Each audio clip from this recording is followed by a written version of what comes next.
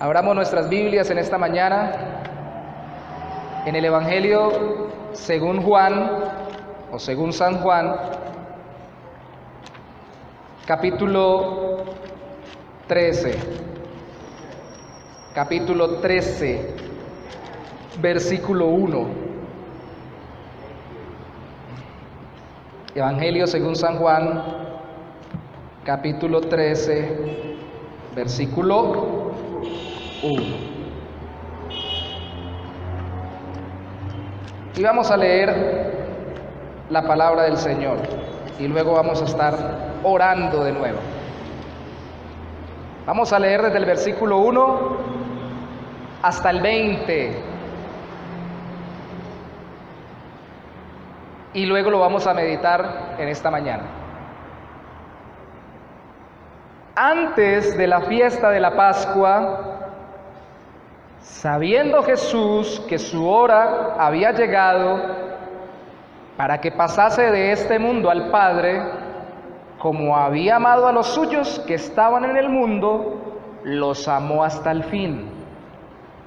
Y cuando cenaban, como el diablo ya había puesto en el corazón de Judas Iscariote, hijo de Simón, que le entregase, sabiendo Jesús que el Padre le había dado todas las cosas en las manos y que había salido de Dios y a Dios iba, se levantó de la cena y se quitó su manto, y tomando una toalla se la ciñó. Luego puso agua en un lebrillo y comenzó a lavar los pies de los discípulos y a enjugarlos con la toalla con que estaba ceñido. Entonces vino a Simón Pedro y Pedro le dijo: Señor, ¿tú me lavas los pies? Respondió Jesús y le dijo: lo que yo hago, tú no lo comprendes ahora, mas lo entenderás después. Pedro le dijo: no me lavarás los pies jamás. Jesús le respondió: si no te lavare, no tendrás parte conmigo. Le dijo Simón Pedro: Señor, no solo mis pies, sino también las manos y la cabeza.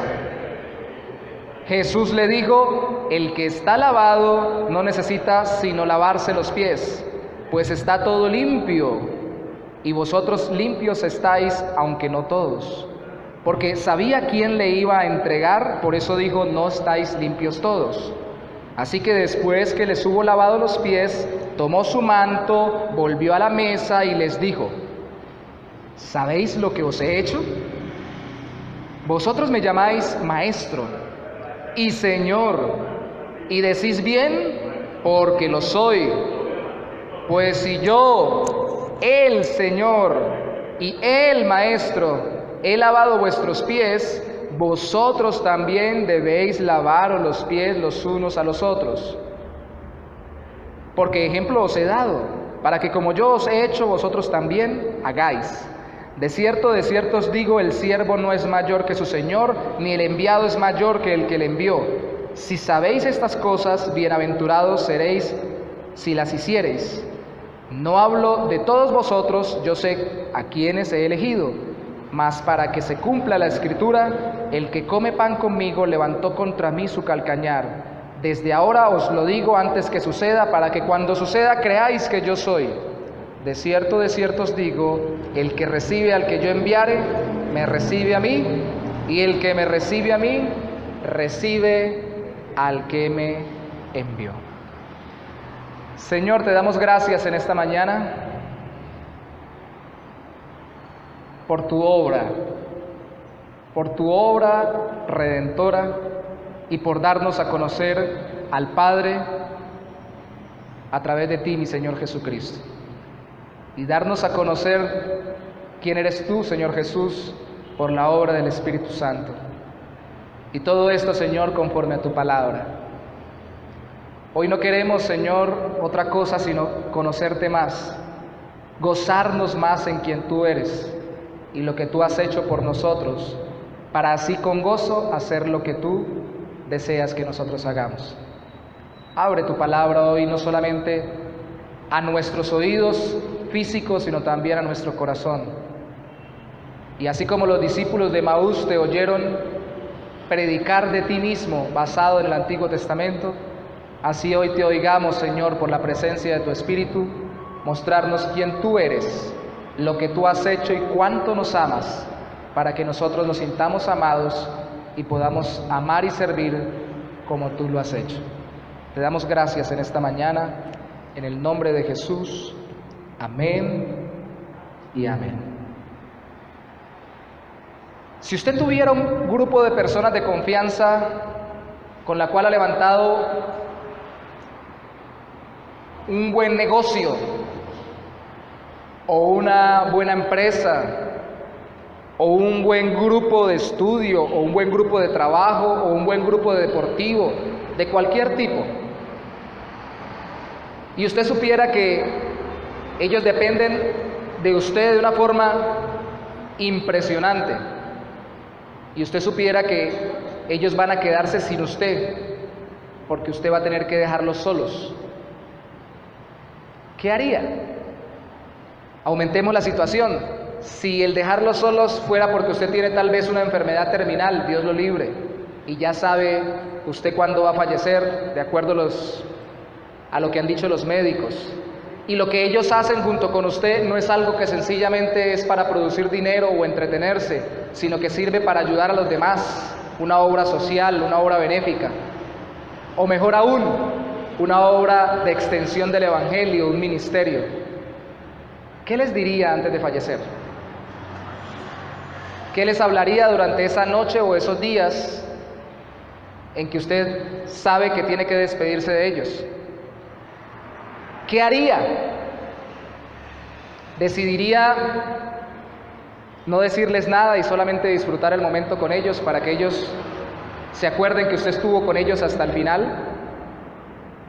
¿O decidiría hablarles mucho,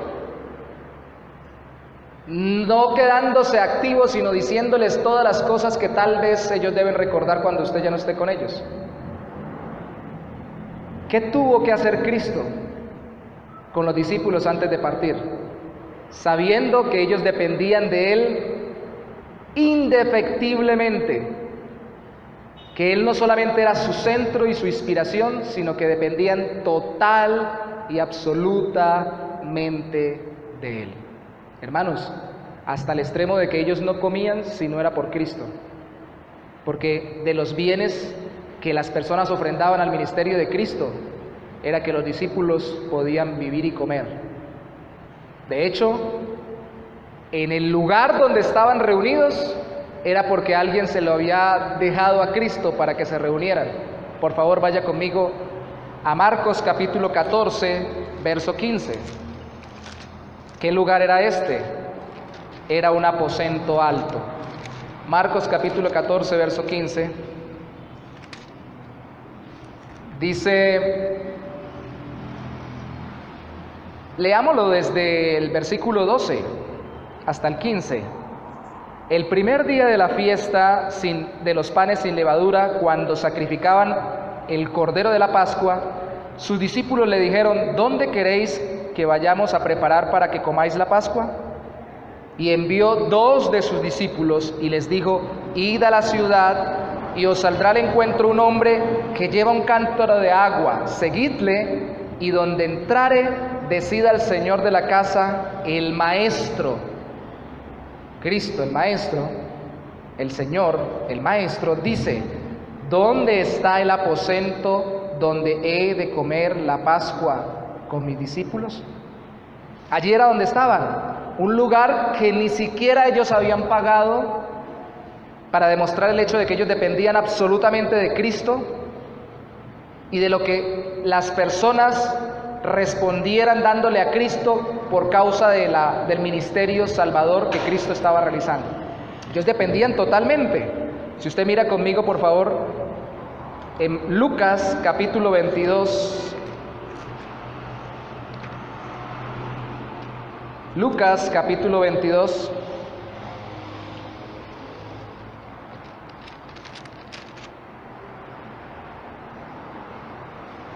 En el versículo 12 lo dice así Lucas: entonces él, os mostrará un gran aposento alto ya dispuesto. Preparad allí. ¿Qué era un aposento alto? Era el lugar que tradicionalmente los judíos dejaban en su casa, la parte de la terraza, como una especie de casa de verano más fresca, donde algunos tenían apenas una carpa, otros construían ya propiamente en material. El asunto es que esto era muy antiguo. Si usted consulta en su casa Primera de Reyes 17 o Segunda de Reyes capítulo 4, a los profetas Elías y Eliseo, la viuda de Sarepta y la mujer de Sunem, respectivamente a cada uno los alojaron en un aposento alto. La palabra en hebreo es diferente a la palabra en el griego en el Nuevo Testamento, pero se refiere a lo mismo, aposentos altos. Y si usted se da cuenta, en el Antiguo Testamento, los profetas Elías y Eliseo dependían exclusivamente de Dios y de su gracia para sostenerlos por medio de la gente que los recibía con su ministerio. Y así, Cristo hasta el final dependió de que la gente respondiera a su ministerio y lo sustentara. Y hasta esto iban a perder los discípulos. Cuando Cristo falleciera, pensarían ellos. O sea, ellos dependían totalmente de Él. Y hasta el lugar donde estaban reunidos cuando empezó Cristo a lavarle los pies, no era de ellos, era un lugar que les habían prestado para que cenaran la última cena que conocemos nosotros, o la última Pascua que pasaron juntos. ¿Qué haría usted en el lugar del Señor Jesús? ¿Qué hubiera hecho? ¿Hubiera empezado por hablarles? ¿Decirles rápido todo lo que iba a pasar en sus vidas desde que Él se fuera hasta que ellos murieran? ¿Adelantarles la película para que estuvieran más tranquilos? ¿Darles algunos principios rápidos, 3 o 4 pasos de cómo ser un apóstol en esta época? ¿Le hubiera dicho usted? ¿O como Cristo hubiera empezado esa charla esa noche, no hablando, sino haciendo algo? Cristo habló y habló mucho. Le vamos a llamar a esta serie de enseñanzas el discurso en el aposento alto. Pero empezó no hablando, empezó actuando. ¿Y qué fue lo primero que hizo? ¿Qué fue lo primero que hizo Cristo? De acuerdo a Juan capítulo 13, en ese aposento alto. Lo primero que hizo fue lavarle los pies a sus discípulos. Y la clave de por qué Cristo lavó los pies a sus discípulos está en los primeros 3 versículos, y luego vamos a ver los siguientes de una forma más extendida o menos compacta. El primer versículo dice, capítulo 13 de Juan, versículo 1, antes de la fiesta de la Pascua, sabiendo Jesús que su hora había llegado para que pasase de este mundo al Padre, como había amado a los suyos que estaban en el mundo, los amó hasta el fin. Un amor extremo, un amor que cumple su propósito, porque la palabra fin es una palabra que puede ser traducida como final de una época, de un tiempo, de un espacio temporal, o también algunas veces es traducida como propósito, objetivo, finalidad. El amor de Cristo fue hasta el final de su vida terrenal, pero va, como Él le dijo después a sus discípulos cuando resucitó, hasta el fin del mundo, porque es un amor que tiene un propósito en Dios, y ese amor nace del mismo amor que hay entre el Padre y el Hijo. Si ustedes se dan cuenta, dice, sabiendo que su hora había llegado y que habría de regresar. ¿A dónde? No dice al cielo, no dice a un lugar muy bonito, dice a quién y a dónde. Al Padre, al Padre.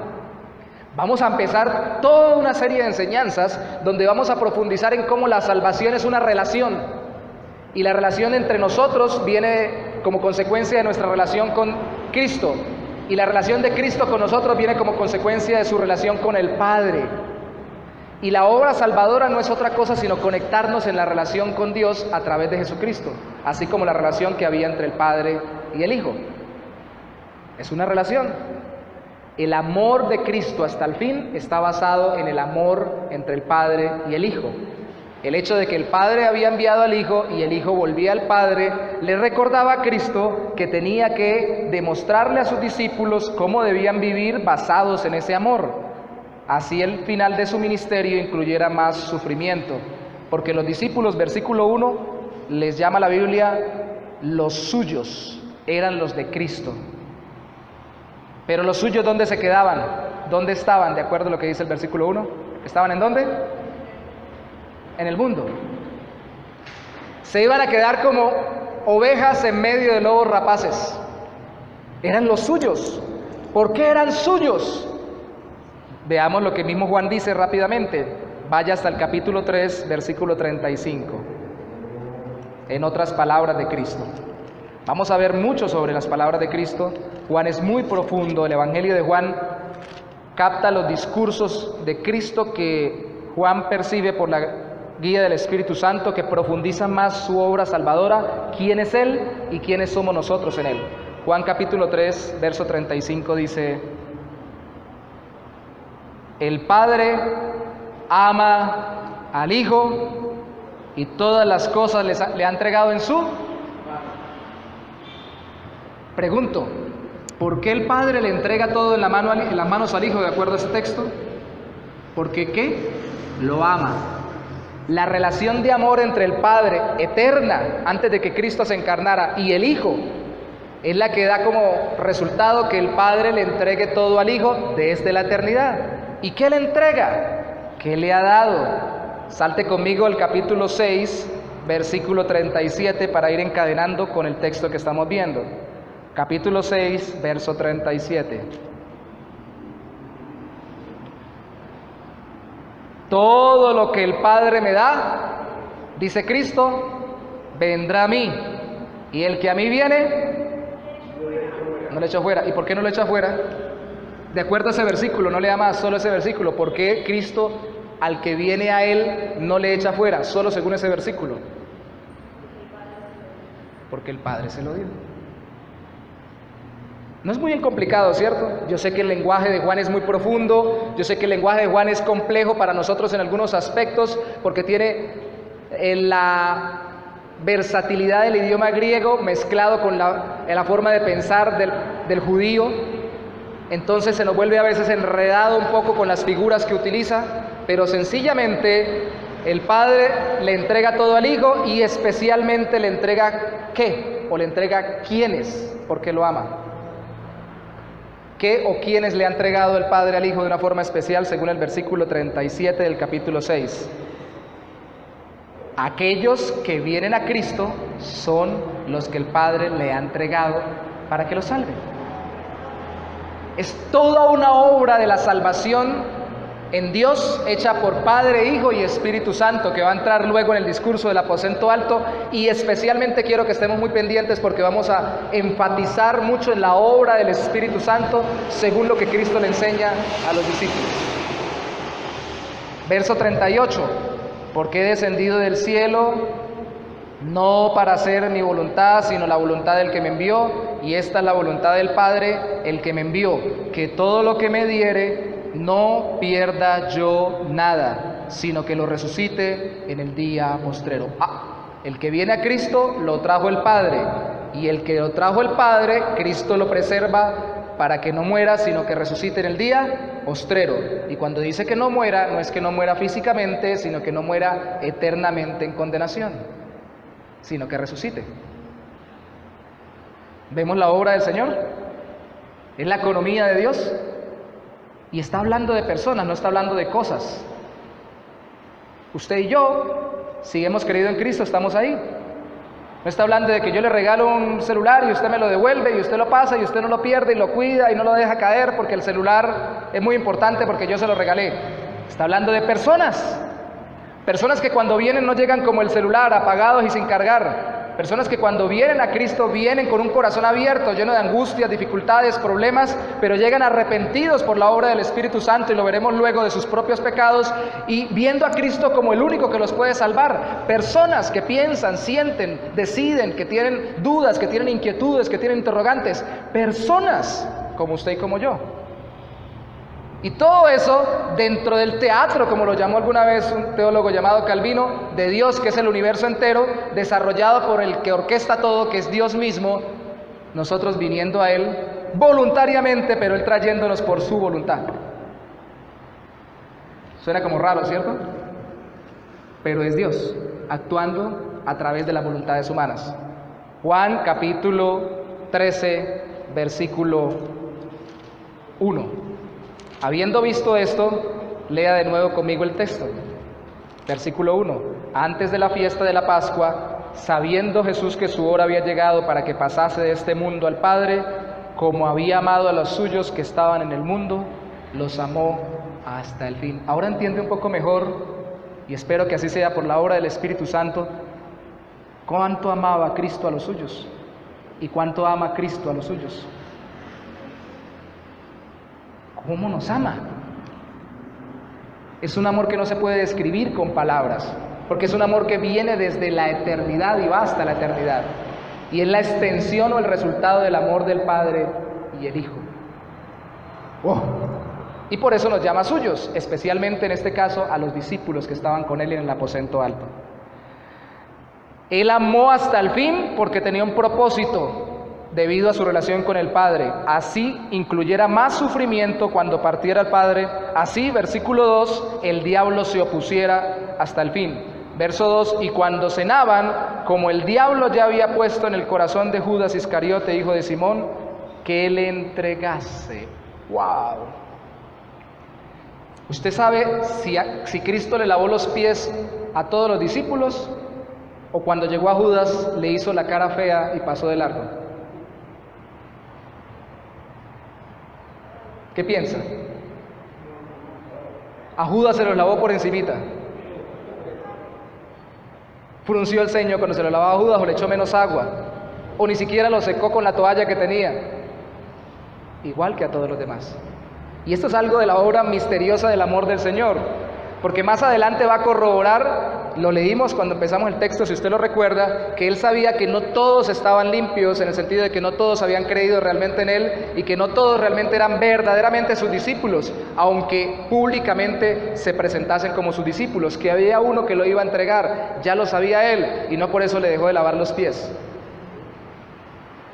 Porque dentro de la labor ministerial, como dentro de cualquier labor humana, siempre va a haber oposición y siempre va a haber un instrumento de Satanás, que incluso se llame de Cristo o se llame suyo para oponerse contra la obra de Cristo sin que Él lo entienda o aún entendiéndolo.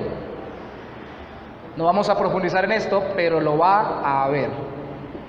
Si Cristo tuvo en medio de 12 discípulos un Judas, ¿qué es si nosotros en medio de cada iglesia tenemos unos cuantos?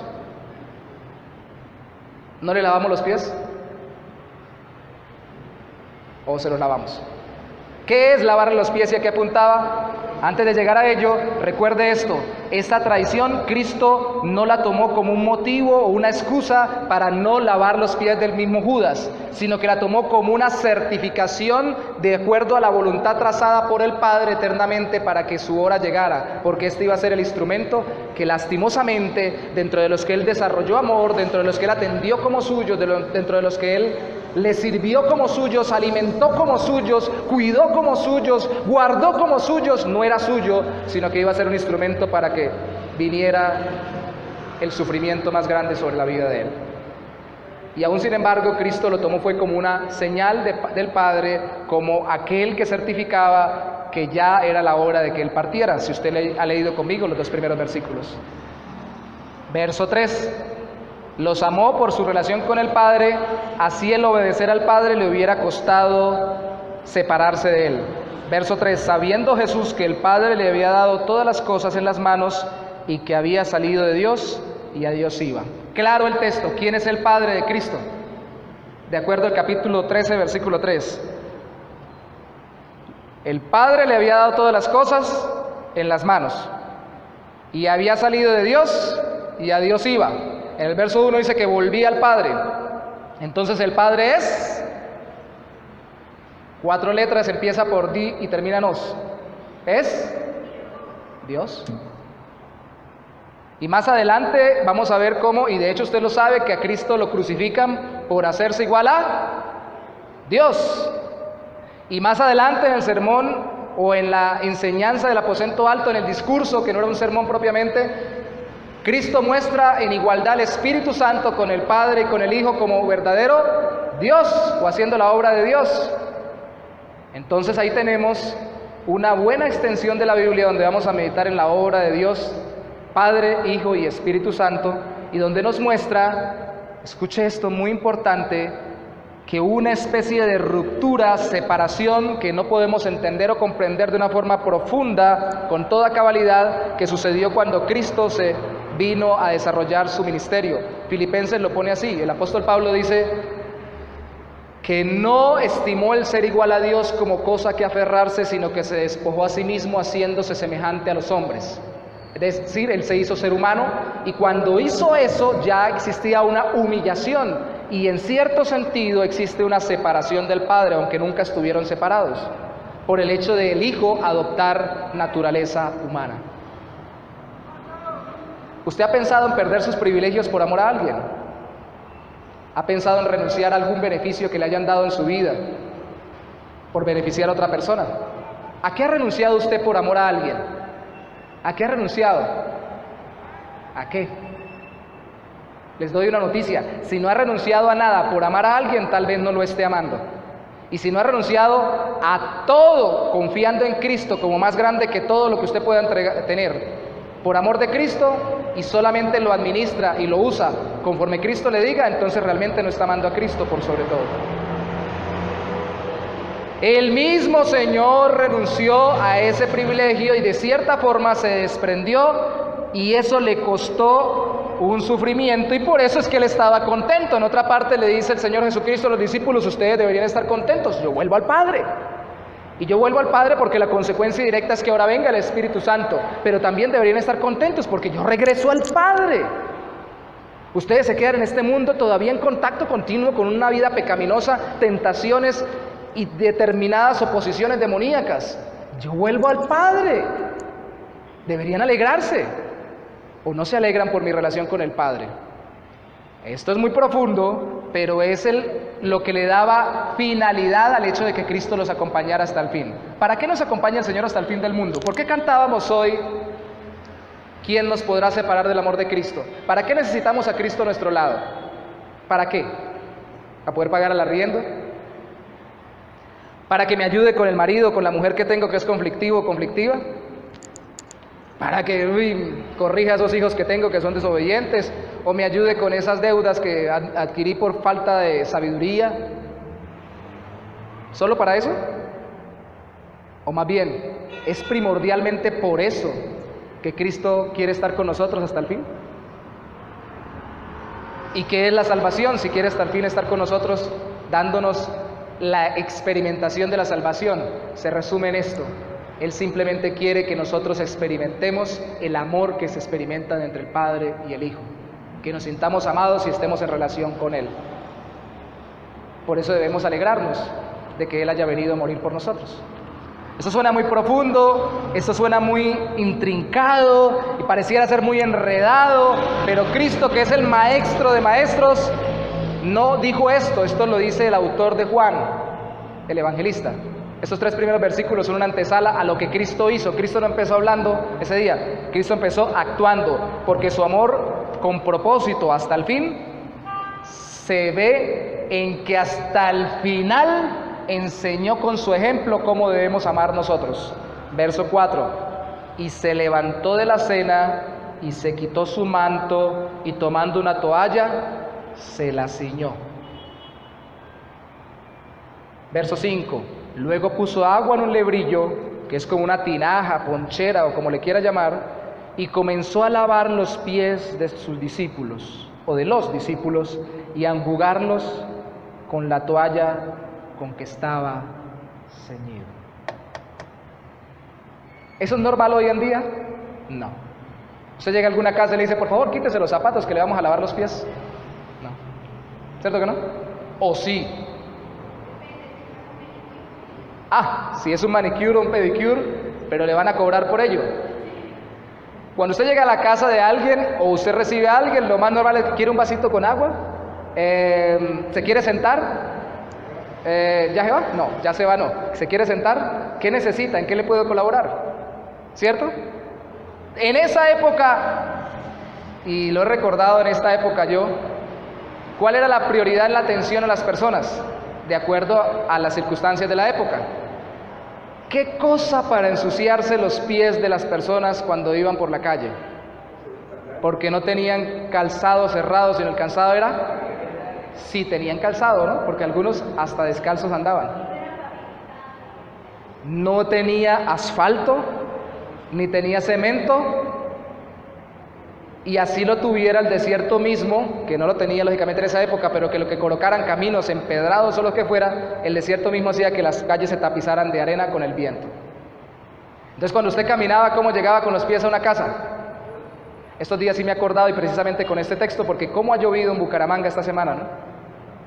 ¿Dónde estaba usted cuando granizó? Bueno, mi hermano estaba en Medellín, no se dio cuenta de la granizada. ¿Dónde estaba usted cuando granizó? Después que granizó, yo me escondí dentro de un almacén en el centro. Los del almacén nos encerraron a los que no éramos del almacén, porque el viento metió el agua dentro del almacén. Cuando escampó o estaba escampando, salió una briznita, yo estaba seco. Pero tan pronto salí y empecé a caminar por esas calles, ¿cómo quedaron mis pies? Mojados. Y me di cuenta que tan poco impermeable es mi calzado. Si eso es con zapato cerrado, media y todo lo demás, imagínese usted en el desierto, ya no con agua, sino con tierra La tierra del desierto, dijo alguien alguna vez, siente uno que le penetra hasta el alma, que se le mete por los huesos, se le siente por los ojos, por las orejas, por el cuello, por las mangas, por todos lados. Y más si usted está caminando por esos sitios polvorientos. Entonces era una atención regular. Fue la atención que usted va a buscar luego en su casa, en el capítulo 7 de Lucas, que debió haber recibido Cristo. Porque en el capítulo 7 de Lucas, precisamente cuando Cristo llega a un lugar, un fariseo, se ponen muy asustados. Una mujer pecadora viene, derrama un perfume de alabastro que costaba mucho dinero, un perfume muy especial, lo derrama en los pies de Cristo y con sus cabellos lo enjuaga. Y entonces, Cristo no sabe que esta mujer es pecadora, y Cristo les dice a ellos: cuando yo llegué a este lugar, nadie me ofreció agua para mis pies. Era lo normal. Llegué, le dice al dueño de la casa, y no me diste ni siquiera un beso de saludo, hermanos, porque en el Medio Oriente, todavía hoy en muchas partes, se saludan de beso también entre hombres, beso en mejilla. Ni un beso me diste de saludo, de bienvenida. No me ofreciste agua, que era el trabajo de los esclavos. Tienes mucho dinero, estás en una posición económica y social muy grande. Llego yo, el maestro, supuestamente me invitas, y no pones a alguien a que me lave los pies. No porque Cristo quisiera dárselas de importante, sino porque eso, según lo que Cristo enseña, demuestra el poco amor o el poco aprecio que este personaje tenía por Cristo. A todo mundo le ofrezco que le laven los pies, a todo mundo le ofrezco algo, pero a Cristo, mire a ver. Y llega esta mujer y hace todo eso. Desde que llegó no está sino postrada a mis pies. Es porque amó mucho. Lo que quiere decir es que la consecuencia de su amor por mí la lleva es que me rinda demostraciones de afecto que normalmente deberían rendirse las personas por simple cortesía. Ella las hace con mayor profundidad. Ella me está enjugando los pies con sus lágrimas. Amados hermanos, entonces, ¿qué está enseñándole Cristo a los discípulos? ¿Cómo hacer un lavado de pies espiritual? ¿Cómo montar un pedicure cristiano? ¿Qué les está enseñando acá? Primero y principal, que el amor hace como servicio voluntario aquello que otros realizan como servicio obligatorio. Porque yo no creo que los esclavos y los siervos vinieran a limpiarle los pies a gente que no eran sus amos de una buena forma, de buena manera. ¿Ustedes se imaginan cómo estaban los pies de los discípulos? ¿Eran perfumados? ¿No tenían ninguna clase de carnosidad adicional y tal vez tenían la mejor aseo y la mejor salubridad? Cristo andaba en medio de gente común y corriente. Y sus pies debían ser una mezcla desde el más saciado y el más sano hasta el más desasiado y el más enfermo. Y eso no decía nada de su condición espiritual, eso estaba hablando simplemente de su trasegar por esta vida.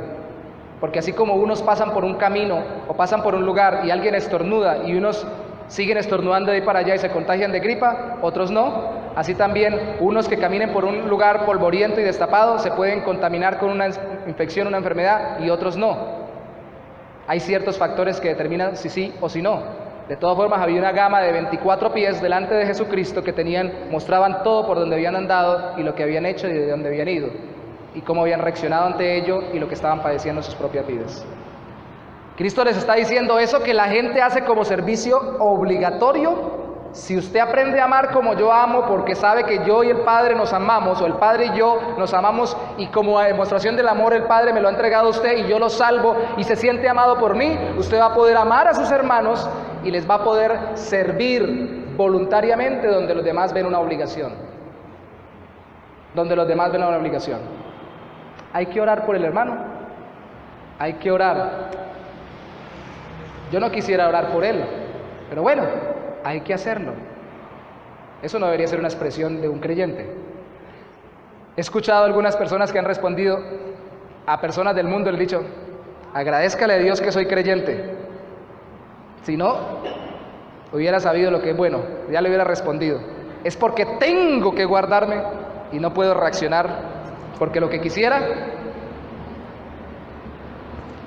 es agarrar, como decía mi abuelita, como gallina y torcerle el pescuezo.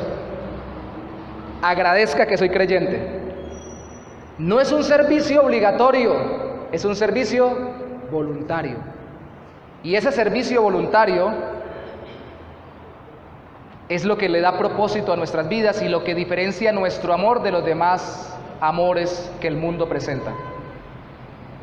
Aquí no es que la persona es hermosa, deseable y especial para amarla y darle todos nuestros afectos. Aquí es que sencillamente la persona he decidido amarla porque he sentido, experimentado, creído y estoy convencido de que Dios me ama en Cristo. Entonces voy a hacer lo mismo. Capítulo 13, versículo 4 y 5, ahora versículo 6. Entonces vino a Simón Pedro, y Pedro le dijo, como era de impulsivo, le dijo, esto es muy importante, hermanos. Si tengo que resumir los demás versículos para no alargarme, porque ya vamos terminando nuestra enseñanza en tiempo, quiero que por favor quede grabado esto en su corazón y en su vida. El texto en nuestro idioma no toma toda la fuerza del idioma original, porque dice en nuestro idioma, en ninguna versión lo he visto tan fuerte, en la Reina Valera tampoco. Dice, ¿tú me lavas los pies? La realidad es que eso más o menos da fortaleza a los pronombres. ¿Tú a mí? ¿Lavarme los pies? O como diría un santanderiano que no tutea, ¿usted a mí? ¿Usted a mí? ¿Lavarme los pies? Señor, por favor, ¿usted a mí? Cuando debería ser al revés. Cuando usted es el invitado, usted es el que vino del cielo, recuerden que el invitado era el que se lavaba los pies, a usted es el que deberíamos estar sirviendo y teniendo levantado, vaciado y totalmente consentido. Usted a mí, cuando esta casa ni siquiera es nuestra, el dueño de la casa debió haberle lavado los pies a usted o decirnos a nosotros y juntos lavárselos. Usted a mí, que vino a darlo todo, se desprendió de una relación de una forma misteriosa con el Padre para sufrir lo que sufrimos en la humanidad, vivir lo que vivimos en la humanidad, padecer lo que padecemos en la humanidad y morir por mí en la cruz. Y usted me lava los pies a mí. Usted a mí. ¿Por qué? Y ahí involucrados el usted y el mí. Usted, ¿quién es usted? Y a mí, ¿quién soy yo? Yo que he sido pecador, yo que sé de mis fallas, yo que sé de mis errores, yo que entiendo mi naturaleza pecaminosa. Yo, en este caso el yo era Pedro, el mismo que cuando Cristo hizo la pesca milagrosa y traía los peces en gran cantidad, cuando se acercó a Cristo le dijo, aléjate de mí, Señor, que soy pecador. Entiendo quién soy. ¿A mí, Señor?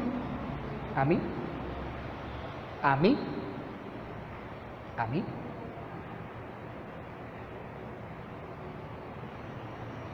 Me asusta pensar que ese asombro que tuvo Pedro ya no esté en nuestro corazón.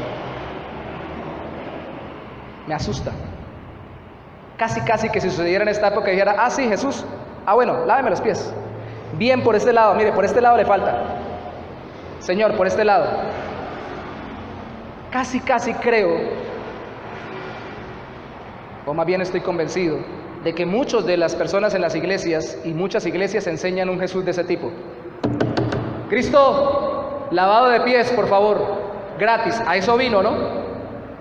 Hágale, por favor. Y casi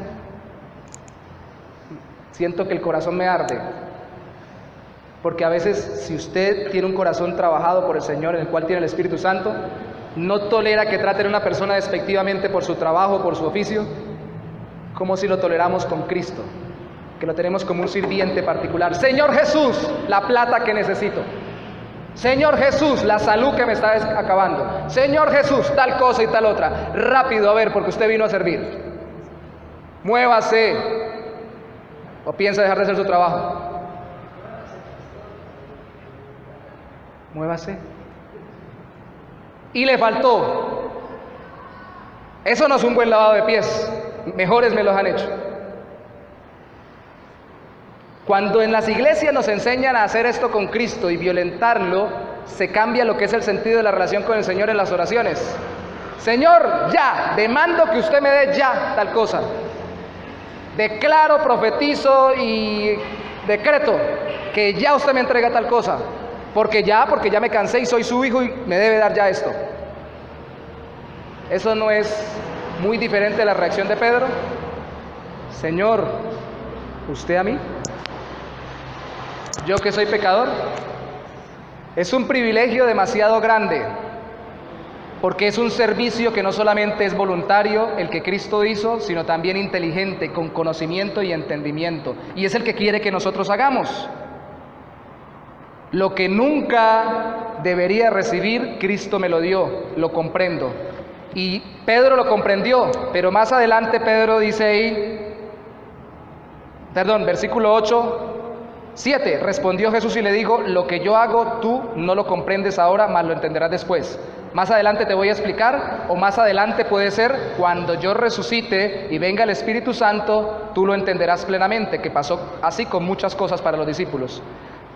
Pedro le dijo, fíjese la respuesta de Pedro, Jesús le dijo, no me lavarás los pies jamás. Jesús le respondió, si no te lavare, no tendrás parte conmigo. Pedro le dijo, no me laves.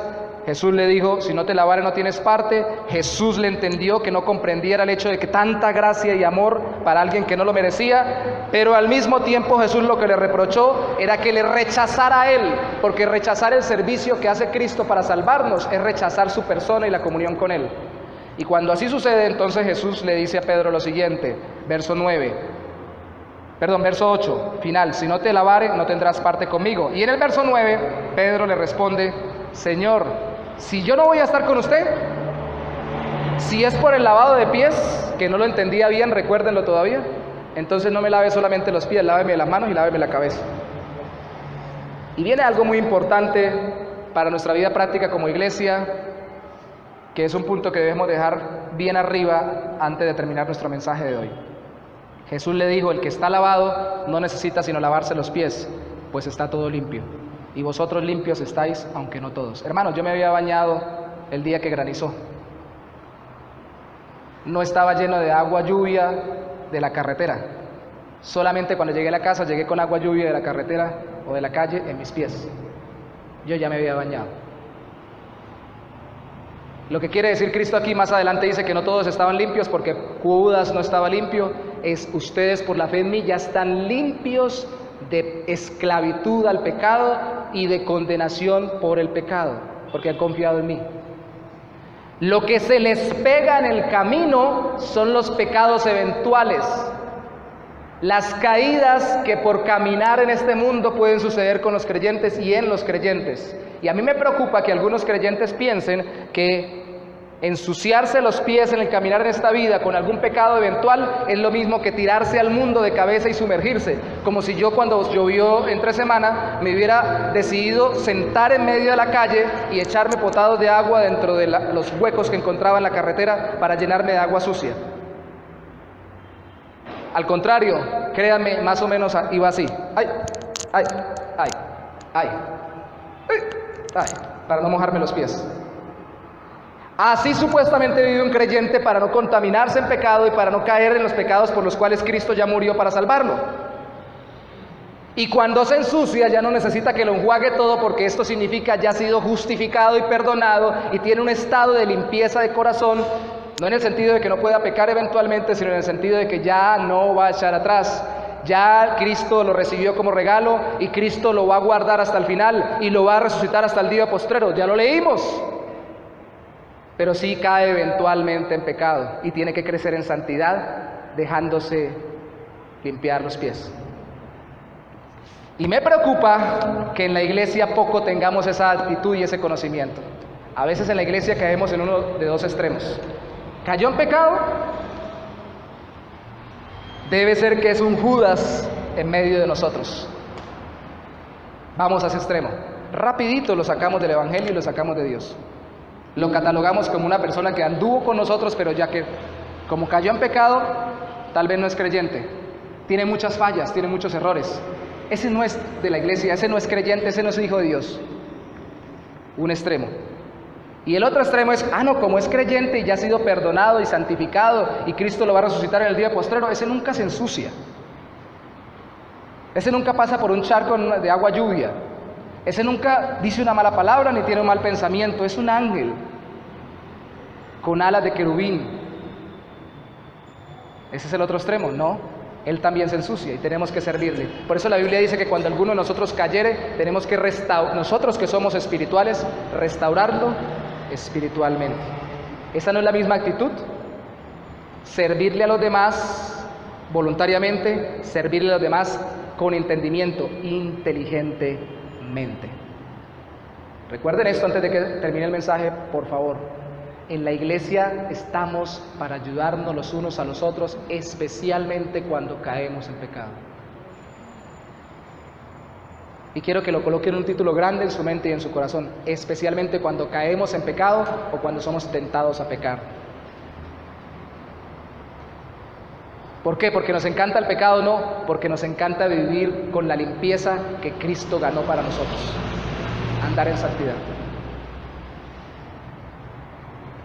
Así que ¿quién de los que está aquí necesita que le limpien los pies? Y no trajo medias, ¿no?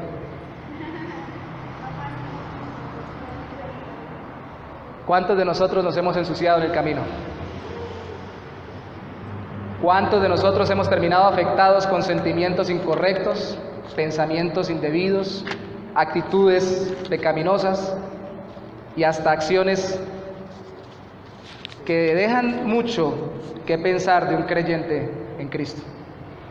No queremos desecharlo. El proceso Dios lo establece de una forma en un lugar distinto de la Biblia para saber si una persona al final realmente no es creyente, porque no lo sabemos, lo sabe Dios, como lo sabía sobre Judas. Queremos lavarle los pies, así usted sea Judas. No importa, si usted es Judas, igual le vamos a lavar los pies. ¿Sí o no? ¿A quién le corresponde dictaminar eso? Al Señor. ¿A quién recibe las consecuencias? Judas. Pero si usted es Pedro y no quiere dejarse lavar, no tienes parte conmigo, Señor, las manos, la cabeza. No, Pedro, entiende, no todo ya está limpio. Es por causa de lo que tú has agarrado en el camino, Pedro. Tengo que vivirte santificando continuamente. Déjate atender, Pedro. ¿Cuántos de los que están aquí dándole una aplicación práctica han estado pendientes de llamar a un hermano en la fe maduro para que les aconsejen algún aspecto de sus vidas personales? ¿Cuántos de los que están aquí tienen algún mentor? Alguien que si tienen una duda o una inquietud los puede asesorar cuando están siendo tentados a pecar o cuando han caído en pecado. ¿O ustedes son tan fuertes, más fuertes que Pedro, Jacobo, Juan, Luke y todos los demás? Hermanos, ¿ustedes no necesitan que les limpien los pies? ¿O sí? Las dos cosas, ustedes necesitan y otros necesitan que ustedes les sirvan en el Señor. Las dos cosas. Llévese una aplicación práctica en el día de hoy, por favor. Busque quien lo mentoree. No solamente el pastor en la iglesia, también hermanos maduros en la fe nos pueden ayudar a salir de actitudes y comportamientos pecaminosos que tal vez sean los que nos estén dando problemas en nuestra vida. No busque simplemente y le digan, ¿cómo hago para ganar plata? Dígame por favor por la palabra de Dios y ayúdeme a orar al Señor por medio de su palabra, a ver si son comportamientos, parámetros o actitudes pecaminosas los que me están dando como consecuencia de esa dificultad económica. Pero ayúdeme a orar al Señor y asesóreme en Dios. Porque yo no solamente quiero la plata, yo quiero al Cristo que me acompañe y me sostiene, tenga o no tenga plata. ¿Amén? Yo no solamente quiero que mi mujer cambie, yo quiero cambiar. Y yo quiero que Cristo me haga mejor esposo, mejor padre, mejor pastor, mejor trabajador y mejor todo por causa de su nombre. Vamos a ponernos sobre nuestros pies un momento, por favor, y vamos a orar. Les queda de tarea terminar el resto de versículos y buscar mentor para que a través de ese mentor Cristo también continúe sirviéndoles por la consejería y la oración. Recuerde algo, nadie es superior al Maestro, dijo Cristo, y recuerde otra cosa, cuando servimos a los demás por amor a Cristo, los demás pueden llegar a recibir a Cristo, y si reciben a Cristo como Señor y Maestro, reciben al Padre, así no le hayamos explicado todavía la teología de la Trinidad. Señor, ayúdanos en esta mañana, ya mediodía, a recordar que caminamos por esta tierra con mucha dificultad, Señor, y que el problema no es, oh mi Rey, que nosotros estemos sin ti, sino que nosotros nos olvidamos de que tú estás dispuesto a servirnos a través de los hermanos. Y el otro gran problema, Señor, es que no estamos dispuestos a tomar la toalla, ceñirla a nuestros lomos o a nuestra cintura, tomar el lebrillo y lavar los pies de los demás. A veces nos parece demasiado terrible tener que lidiar con pecados, circunstancias, dificultades personales en la vida de nuestros hermanos. A eso nos llamaste, a eso nos llamaste. Si ustedes dijiste, Señor Jesucristo, a tus discípulos me llaman Maestro y Señor y lo hacen bien, y yo les he hecho esto, ¿qué no deben hacer ustedes o cómo no deben hacerlos ustedes con sus hermanos? Deben hacer igual, sirviéndoles, limpiándoles, entregándoles sus vidas, para que ellos también puedan andar cada vez más en santidad conforme a mi voluntad. No juzgándolos y desechándolos como si fueran un Judas, pero tampoco menospreciando el hecho de que ellos están cargados y atribulados por causa de no encontrar mentoreo o ayuda en Cristo para lidiar con sus dificultades. ¿A cuántos de los que estás aquí nos has llamado a aconsejar y a orar por los demás y no lo hemos hecho? ¿Y cuántos hemos hecho lo que tú nos has llamado a hacer y hemos visto cómo tú te glorificas en las vidas de los demás? Úsanos, Señor, como instrumento, te lo pedimos. Úsanos, oh mi Rey, porque cuando lo hacemos y nos ofrecemos para servir, tú lo dijiste en tu palabra, Juan 13:20, el que recibe a uno que tú enviaste, te recibe a ti, y el que te recibe a ti, recibe al Padre. Úsanos, oh Santo Señor, porque la gente no quiere conceptos del Padre o conceptos del Hijo hablando del Padre, quiere vernos a nosotros servir como el Hijo para conocer al Hijo y conocer al Padre. Eso es lo que ellos necesitan, Señor. Úsanos, mi Rey. Úsanos en esta iglesia, úsanos en nuestra casa, úsanos en nuestra familia, úsanos en nuestro trabajo. Te lo pedimos en el nombre de Jesús. Amén y amén.